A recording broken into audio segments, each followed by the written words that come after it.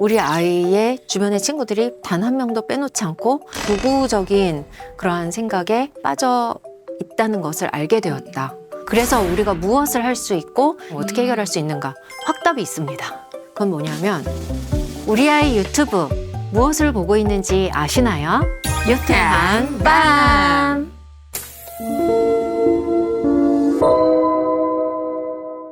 여러분 안녕하세요. 저는 서울교대의 권정민 교수라고 합니다.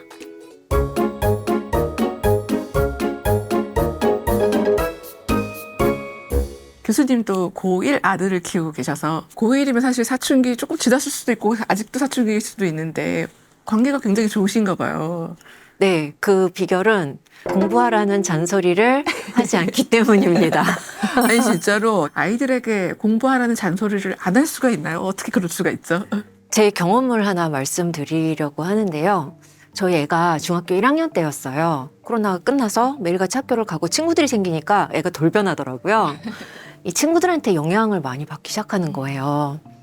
근데 거기에는 이제 욕도 있고 엄마들이 별로 좋아하지 않는 문화 그런 거를 애가 배워오더라고요. 거기다가 이제 사춘기가 시작되니까 부모 마음 속 터지게 하는 그렇죠. 거예요. 처음에는 좀 잔소리를 조금 했어요. 문득 이런 생각이 드는 거예요.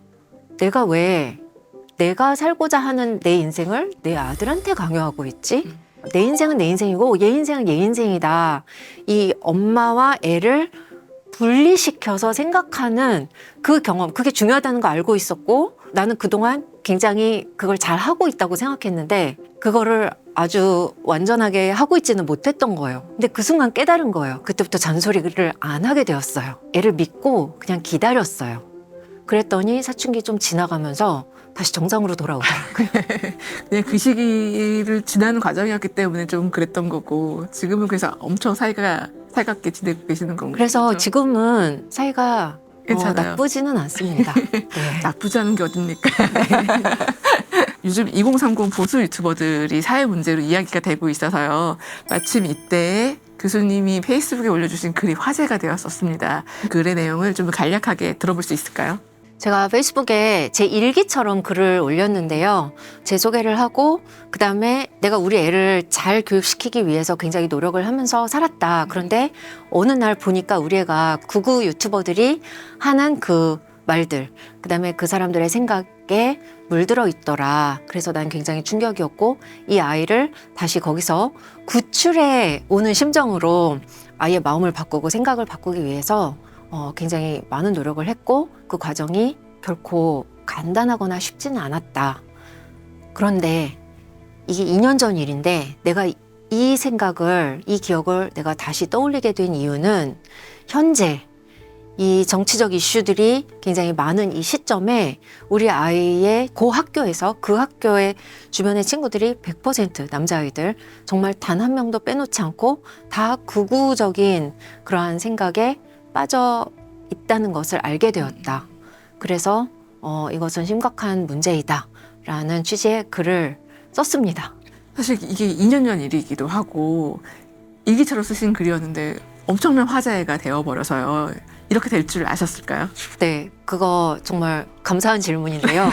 그냥 이런 일이 있었어요 라고 그냥 저 아는 사람들 보라고 쓴 건데 그거를 오마이뉴스에서 이제 기사에 싣겠다고 연락이 왔어요. 근데 그 시점이 언제였냐면 제가 출제 들어가기 직전이었어요. 출제를 보통 들어가면요. 핸드폰을 뺏기고 인터넷을 쓰질 못합니다. 며칠 동안. 그렇죠. 그래서 한 이틀 동안 인터넷을 사용을 하지 못했거든요. 그러고서 나왔는데 난리가 난 거예요. 일단 제 페이스북이 폭발한 것 같아요. 그런데 거기에는 선풀도 있었지만 악플도 굉장히 많이 있었어요. 전국에서 이제 저한테 제보를 해주시더라고요. 그다음에 학교 선생님들의 제보도 꽤 있었습니다. 이게 학교에서는 너무나도 일상적으로 보는 일들이다. 특히 초등학교에서 이런 일들이 많다고 하더라고요. 이 어린 아이들이 친일적인 그러한 표현들, 그러한 그림들 이런 것을 그리고 그다음에 우리나라 독재자들을 찬양하는 이야기를 하고 그다음에 자기들끼리 모여서 킬킬대면서 여혐 그다음에 장애인 비하 뭐 이런 발언들을 하고 근데 그것이 선생님들한테 상처가 많이 된다고 해요. 저는 다른 학부모님들과 교류를 많이 하지 않아요. 네. 그러다 보니까 저는 이게 다른 부모님들도 겪는 문제라고 전혀 생각하지 못했어요. 네. 그냥 저만 겪은 문제인 줄 알았어요. 많은 부모님들이 저한테 이제 제보 메일을 주셨을 때 혐오적인 발언을 집에서도 서슴지 않고 하더라. 그래서 그게 아니야, 틀렸어 라고 말을 하면은 애가 굉장히 화를 내면서 부모의 말을 그냥 차단해 버리더라. 이게 이제 어떤 공통적인 현상이더라고요. 아이 키우는 저도 요즘같이 혐오가 만연한 세상에서 아이들이 유튜브로 세상을 배운다는 생각이 들어서 편향된 사상을 가질까 봐 걱정을 많이 하고 있거든요. 아들이 구구 유튜브에 빠졌다는 사실을 언제 어떻게 아셨는지도 궁금해요. 이 초기에 이걸 알아차리는 게 되게 중요하더라고요. 이게 너무 빠져버리면은 그 다음에 싸움이 굉장히 힘들어져요. 저는 어떻게 알았냐면 얘가 질문, 평소에 안 하던 굉장히 뜻밖의 질문을 하게 되었는데 그 질문을 가만히 보면은 거기에 여성을 적대시하는 그러한 마음이 깔려 있어요. 그게 첫 번째 징조였고, 예를 들면은 여자는 왜 군대를 안 가? 라는 질문이 타당한 질문이기는 해요. 그리고 사실 이 질문에 대해서 아주 썩 만족할 만한 답변을 할 수 있는 분들도 아마 많지는 않을 거예요. 그런데 그 질문을 왜 해? 그게 왜 궁금해? 너는 뭐가 문제라고 생각해? 이렇게 좀 더 추가적인 질문을 하면서 들어가 보면은 여성을 적대시하는, 그래서 저 여자들 때문에 내 인생이 망한다. 저 여자들 때문에 내가 괴롭다. 저 여자들 때문에 내가 사회에서 인정받지 못한다. 이렇게 남 때문에 라는, 그 때문에라는 말이 많이 들립니다. 이게 정말로 논리적이고 합리적으로 질문을 하려면은 그 때문에가 보통은 드러나지 않아요. 사회적으로 이거를 접근을 하죠. 예를 들면은 어떤 역사적인 이유 때문에 현재 제도가 이렇게 되었는가? 혹은 내가 지금은 이해하지 못하지만 어떤 이유가 있지 않을까? 그렇다면 그 이유가 무엇일까? 이렇게 질문을 하지 누구 때문에 이렇게 하지 않거든요. 근데 이 누구 때문에 남 탓하는 게 이 극단주의적인 생각을 가진 분들이 아주 자주 하는 말입니다. 그 시기가 중학교 2학년 2학년 때 시작됐군요. 그래서 그 아들을 구출하는 과정에서도 아이를 그 사상에서 꺼내오는데 굉장히 어렵다는 표현을 쓰셨어요. 어떤 표현을 쓰셨냐면 끈적했다, 접착력이 강했다라는 표현을 쓰셔서 어느 정도였을지 짐작이 되더라고요. 이렇게 좀 떼어내기가 힘드셨을 것 같아서 어떻게 변화를 끌어내셨는지 구체적으로 들어보고 싶어요. 일단 여가부 폐지 문제 같은 경우, 여가부의 존재가 왜 남녀 차별의 문제와 상관이 없는지 이런 것들을 설명을 하려면 저도 그때그때 애랑 같이 찾아가면서 여가부가 하는 일을 우리 한번 같이 찾아보자. 들어가 보면은 거기에 어떤 여성의 권리만을 추구한다는 그런 부서는 없어요. 거기 업무 조직도 보면요, 청소년을 위한 일이 제일 많아요. 이것 봐, 너를 위한 부서야 여기는. 근데 그렇게 보여줘도 이게 쉽게 바뀌지가 않아요. 그러니까 제가 아무리 논리적이고 합리적으로 설명을 해도 이것이 얘의 믿음을 바꾸지는 못하는 거예요.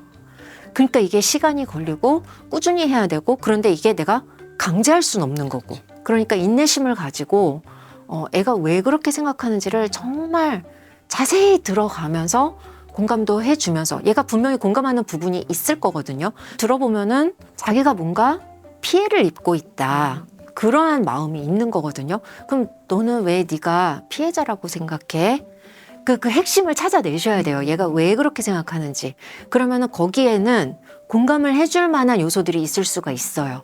그럼 네가 그래서 네가 피해자라고 생각했구나. 예를 들면은 며칠 전에도 지금 고등학생인데도 불구하고 학교에서 여자애들이 자기를 퍽퍽 때린대요. 근데 자기는 사실 그게 너무 싫다는 거예요. 근데 싫다고 말을 하기는 어렵고, 이게 싸움이 될 수가 있으니까. 왜냐면 걔는 장난으로 그러는 거니까. 그럼 그래, 그래서 네가 참 아팠겠다. 걔는 왜 널 때리니? 하고 이제 엄마도 속상해, 이렇게 공감해주면서 네가 아무 말도 안 하면은 걔는 평생 네가 그걸 싫어한다거나 정말로 아파한다는 거를 걔는 이해하지 못할 거야. 그럼 우리가 이것을 합리적인 방법으로 해결하는 것을 가르쳐 주는 거예요. 그걸 같이 고민을 하고. 근데 그렇게 안 하면은 여자는 나빠, 여자는 맨날 날 때리기만 해, 쟤 때문에 이런 마음이 들게 되니까. 그래서 그런 방법은 이 문제를 해결하는데 좋은 방법이 아닌 거잖아요.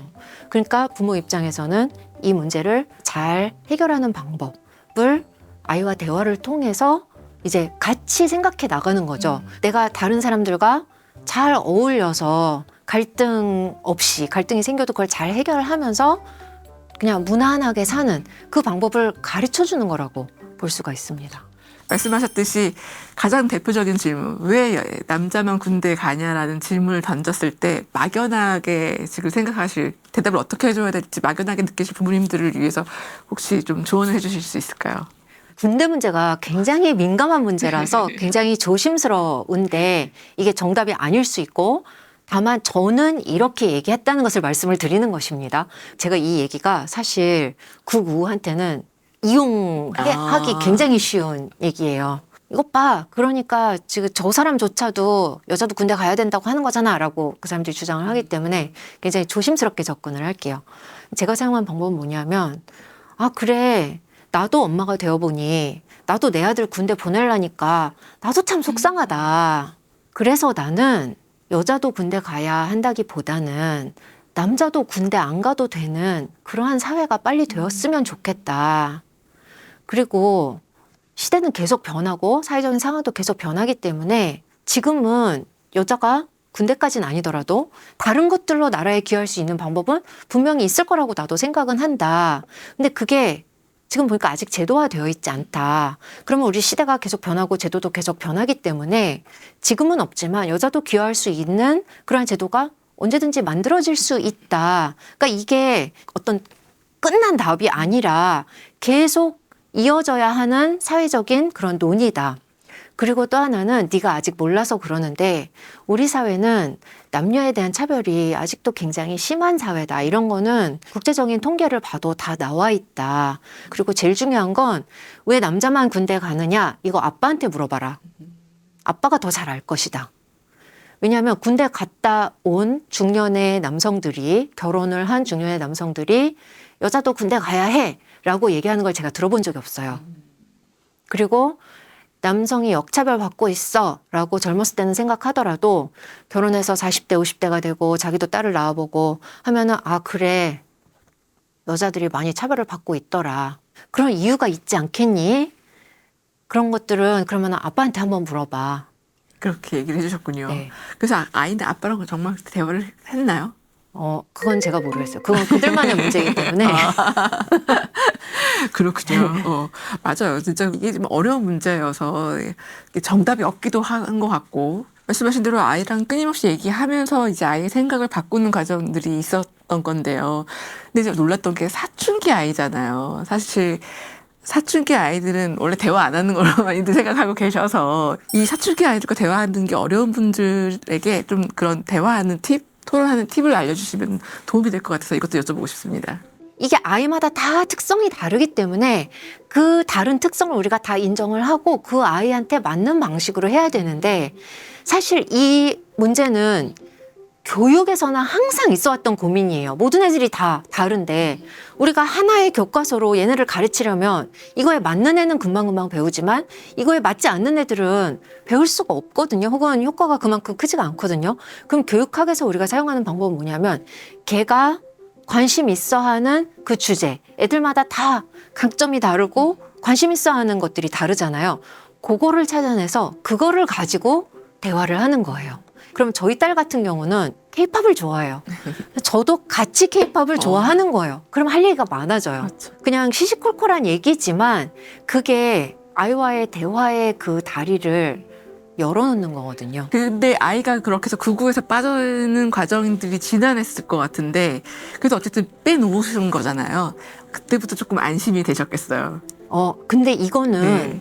계속해서 유튜브를 통해서 계속 새로운 메시지가 애들한테 들어가기 때문에 끝나는 싸움이 아니에요. 근데 아이들 같은 경우는 이제 또래문화 영향을 많이 받기도 하니까요. 글에서 주셨던 내용처럼 그 아이들 전체가 100% 가까이 그렇게 극우에 빠져 있다고 하면 이제 조금 달라진 우리 아들은 그 아이들의 사이에서 소수자가 되어 있을 것 같다는 생각이 들었거든요.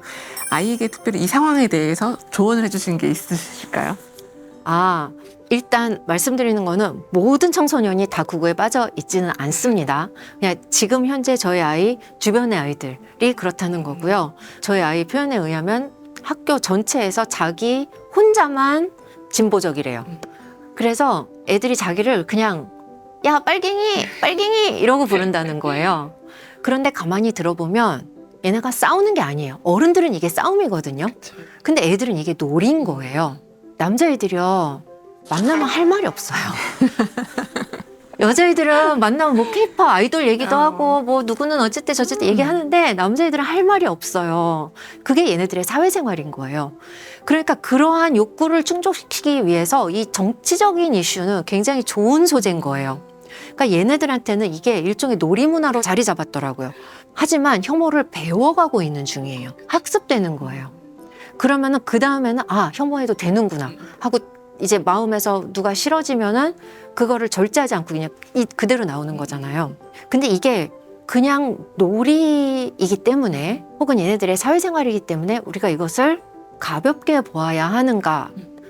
결코 가볍게 볼 수는 없어요. 그룹 안에서도 정말로 이 극우 유튜버들의 사상을 믿는 아이가 있는가 하면 나머지 아이들은 별 생각이 없어요. 그런데 그거를 따르지 않으면 쿨하지 않은 거예요. 근데 얘들한테 쿨한 게 생명이에요. 쿨하지 않으면 죽는 거나 마찬가지예요. 얘네들 사이에서는 그 극우 유튜버들의 사상이 좀 쿨해 보이는 거예요. 이 상태로 아무런 개입 없이 이게 지속되면은 이 상태로 그냥 그 생각이 굳어질 수밖에 없어요. 거기에 위험성이 있습니다. 어려운 얘기일 수도 있을 것 같아서 고민이 됐지만 그래도 질문을 드리자면 지난 10년간 이제 젠더 그리고 뭐 인종, 나이 뭐 이런 것들에 대한 혐오가 굉장히 만연해 있어서요. 아이들끼리 이렇게 뭐 쿨한 척하면서 하는 대화들이 은연히 자기 사상이나 이념으로 자리 잡기도 하는 위험함을 우리가 이제는 인지하고 있기도 해서 이렇게 혐오를 배우는 아이들에게 부모님들은 어떻게 교육을 해주면 좋을지도 얘기해 주시면 좋을 것 같은데요. 저는 이게 오늘 이 프로의 핵심이라고 생각을 합니다. 그래서 우리가 무엇을 할 수 있고 이 문제를 실제적으로 현실적으로 우리가 어떻게 해결할 수 있는가 확답이 있습니다. 그건 뭐냐면 혐오는요.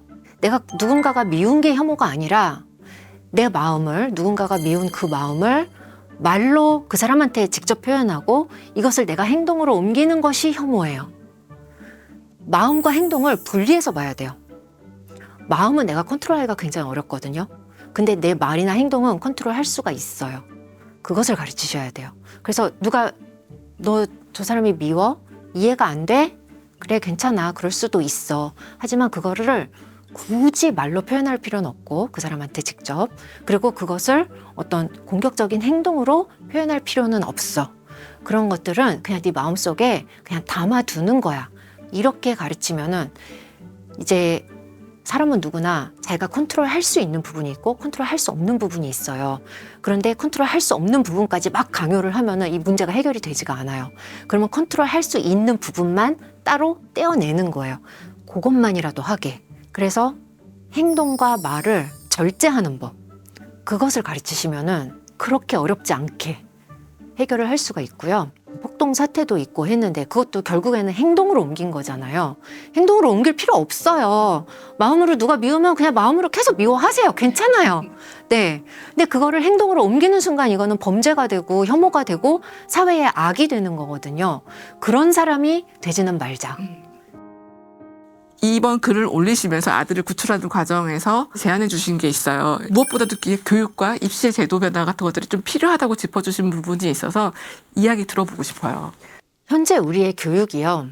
너무 가르쳐야 될 지식이 많아요. 교과서에 지식이 너무 많이 들어있어요.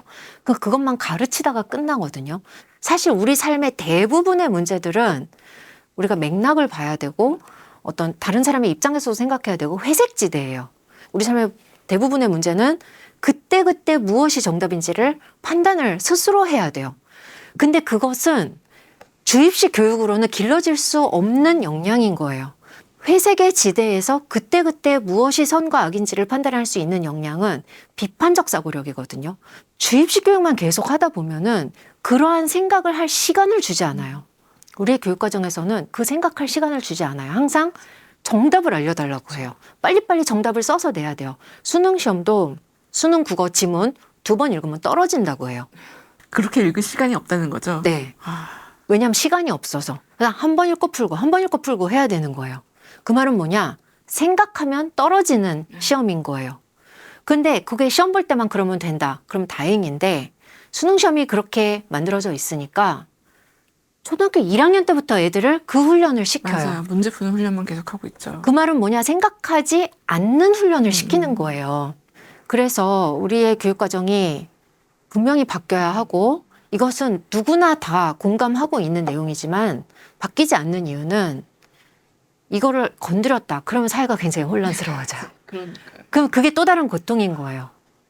그래서 모두 다 이 문제를 피하고 싶어요. 결코 이게 쉽게 이루어질 수 있는 일은 아니지만 그렇다고 우리가 아무 말도 안 하고 있으면 아무것도 바뀌지 않습니다. 말씀하신 대로 이런 교육과 제도의 변화는 정말 오랜 시간이 걸릴 거고 그 과정조차도 험난할 것이기 때문에 이걸 마냥 기다리고 있을 수는 없을 것 같고요. 각자 개인의 노력들도 필요할 것 같거든요. 우리 부모님들이 좀 고민하고 또 바로 실천해 볼 수 있는 것들은 어떤 게 있을까요? 아이와의 관계는 내가 지켜야 할 것 중에 가장 소중한 거예요. 특히 아들은 저는 더 그렇다고 생각을 하는데 아이와 엄마 사이에 소통의 다리가 있습니다. 이 소통의 다리를 폭파시켜 버리시면 안 돼요. 남자애들은 잔소리를 할수록 점점 더 멀어진다고 연구 결과로 나와 있으니까 저는 어떻게 하냐면 얘가 공부하기를 원한다? 그러면은 제가 공부하는 모습을 보여요. 행동을 보여요. 저희 집에서 제가 공부 제일 많이 하고 있어요. 항상. 누구도 나를 이길 수 없다. 네. 이런 말. 그런 환경을 만들어 주셔야 돼. 이거는 공부에 대한 것뿐만이 아니라 부모님 하루 종일 유튜브 보고 있으면서 애한테는 보지 마라.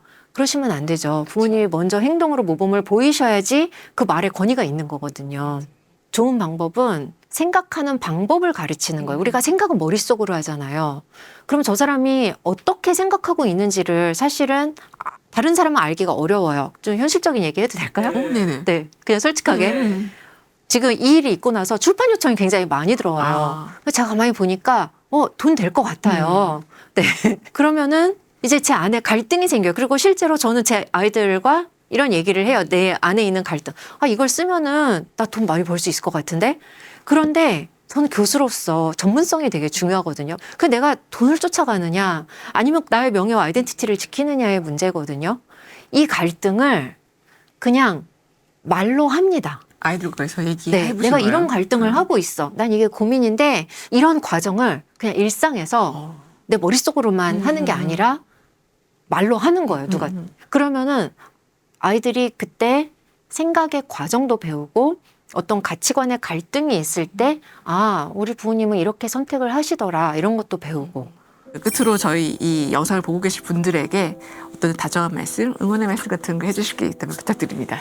이 시대에 특히 AI 시대에 아이들을 잘 키우는 게 쉬운 일이 아니에요. 교육학자인 저조차도 매일매일 고민하면서 살고 있고요. 하지만 정말 중요한 것은 우리가 매일같이 고민하는 거, 그 고민 속에서 부모인 우리 자신을 성찰하는 거, 저는 그게 가장 중요하다고 생각합니다. 정답을 찾지 못해도 괜찮거든요.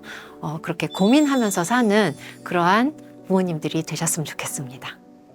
시국이 어수선합니다. 그래서 이런 사회 현상 그리고 사회 문제 이런 것들에 관심 갖고 있을 우리 아이들과 어떻게 대화할지 좀 막막해 하셨을 부모님들에게 도움이 되실 것 같아서 오늘 이런 영상들을 준비해 봤는데요. 아이들과 함께 깊이 있는 대화 나눠보시기 바랍니다. 오늘 나와주셔서 감사했습니다, 교수님. 네, 감사합니다. 감사합니다.